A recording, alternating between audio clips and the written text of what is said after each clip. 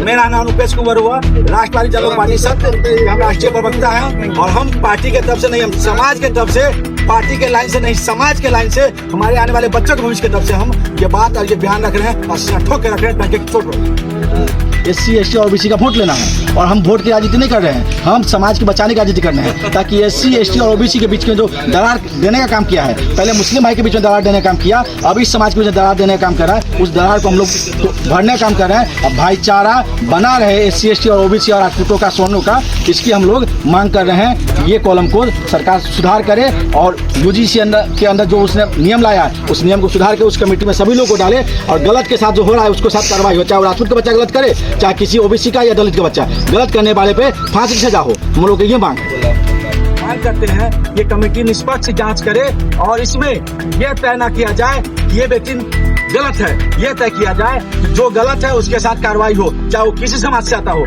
चाहे स्वर्ण हो, चाहे दलित हो, चाहे OBC हो।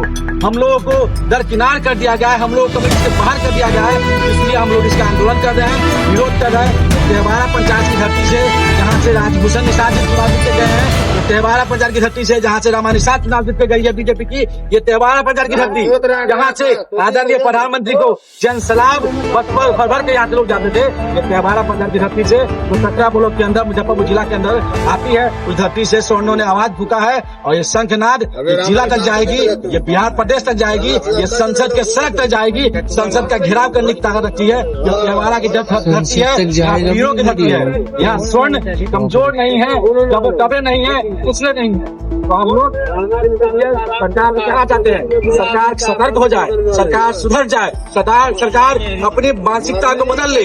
वोट की राजनीति करने के चक्कर में सारा जीवन वो गर्ग में चली जाएगी। बीजेपी 240 आई है, 40 वर्ष मिनट कर देंगे, 40 वर्ष मिनट कर देंगे।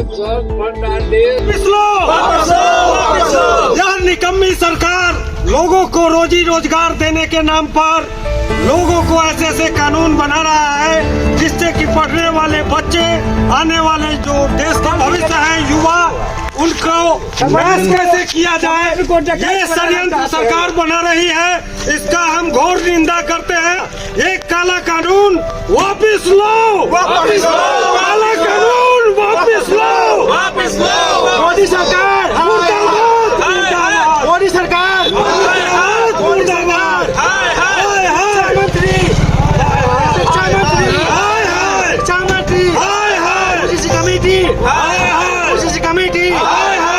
कमेटी स्वर्ण विरोधी सरकार, स्वर्ण विरोधी सरकार। OBC समाज के भी लोग हैं, SC समाज के भी लोग हैं जो कि इस बात करते हैं। उस कमेटी की जांच कमेटी बनाई है, उस कमेटी में ये पास किया गया है कि अब जो कमेटी है वो निष्पक्ष जांच नहीं करेगी, वो कमेटी एक आरोप लगाएगी। कमेटी का कोई छात्र आएगा, उस कमेटी में जाएगा, एक आरोप लगाएगा।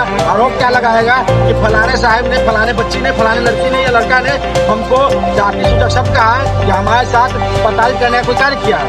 उस आधार पे बिना जांच किए कमेटी क्या करेगी, उस बच्चे को निश्चित कर देगी, तो कॉलेज से बाहर निकाल देगी, उसको 3 साल से लेके 7 साल तक की सजा सुना सकती है। तो क्या हमारे स्वर्ण समाज के बच्चे का भविष्य अब जेलों में कटेगा? क्या हमारे स्वर्ण समाज के बच्चों का भविष्य अब नर्क की तरह घर में बेरोजगारी न कटेगा? क्या सरकार को अपना कानून वापिस लेना होगा। मनमाना सरकार का नहीं चलेगा, नहीं चलेगा, नहीं चलेगा। UGC वापस लो, वापस लो, वापस लो, UGC वापस लो, वापस लो, वापस लो। अब लोगों के जिंदा रहते हुए हम अपने भविष्य को, इस भारत के भविष्य को किसी गलत हाथ में नहीं जाने देंगे। हम सरकार का घोर निंदा करते हैं। ये काला कानून उनको वापस लेना होगा। जय बिहार, जय बिहार, जय बिहार। ये सरकार पूर्ण रूप से निकम्मी सरकार है। इनके पास कोई काम धाम नहीं है, कभी ताली बजवाता है, कभी थाली बजवाता है। रोजगार के नाम पर जो है मतलब कि कुछ से कुछ मतलब कि जो है तालियां ही बजवा रहा है।